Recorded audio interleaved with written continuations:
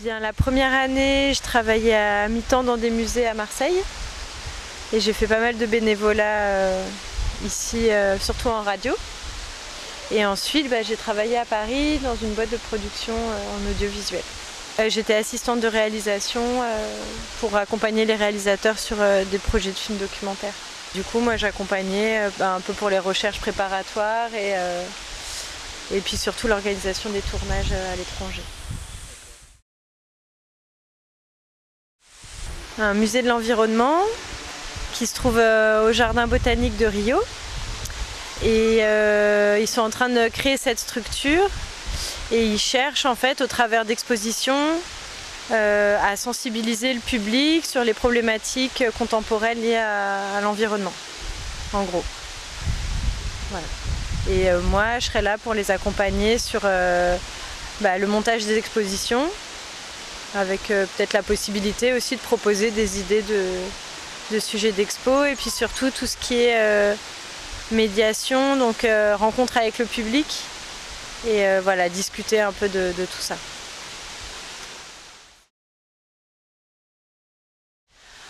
Au départ, c'était vraiment au Brésil que j'avais envie de faire cette expérience-là, parce que j'ai beaucoup d'amis brésiliens ici à Marseille. Et ensuite, c'est la structure qui a été la plus réactive quand je leur ai présenté le projet. Ils ont répondu le jour même. Et eux m'attendaient, si possible, le mois suivant en fait.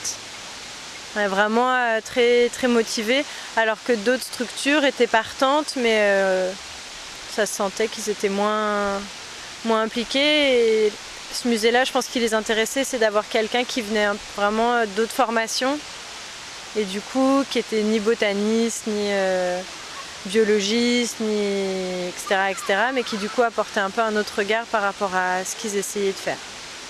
Enfin, c'est ce qu'ils m'ont dit en tout cas. J'ai une formation en histoire de l'art qui donc m'a conduit plutôt vers les musées. Et après en ethnologie, et à nouveau c'était quand même plutôt les musées qui étaient porteurs dans ces disciplines-là. Et donc à Marseille, je travaillais au musée d'art d'Afrique et d'Océanie. Enfin, Afrique, Océanie et Amérique. Donc il y avait même une collection un peu amérindienne.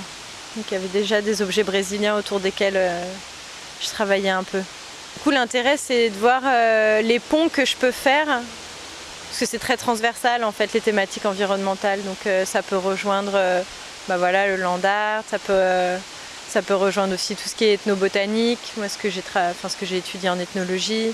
Ça peut rejoindre les questions contemporaines d'habitation, d'énergie, etc., qui sont aussi des questions de société. Donc pour moi, c'est plutôt l'occasion de partir de ce que je sais déjà pour essayer de voir comment je peux le transposer autour d'une autre problématique. Là, j'étais au chômage depuis 4 mois parce qu'en fait, du coup, le projet a pris du retard du fait de la demande de visa qui a été refusée. Donc j'étais vraiment un peu comme ça en carafe, en train d'attendre. Et donc là, je suis vraiment contente de repartir dans une dynamique de quelque chose, donc qui est pas vraiment professionnel parce que c'est un volontariat, mais qui quand même a du sens dans mon parcours. Mais je le vois vraiment un moment d'expérimentation un peu dans mon univers professionnel. Mais c'est, je pense, en rentrant que j'essaierai vraiment de concrétiser, en cherchant du boulot, peut-être pour de vrai, quelque chose de plus stable. Donc je pense que c'est un moment d'expérimentation. Ce qui est bien, c'est que je suis volontaire, donc même si je suis intégrée dans la structure, je suis supposée aussi avoir du temps pour moi, pour des projets personnels. Et ça, c'est pas forcément un temps qu'on peut avoir ici quand on travaille.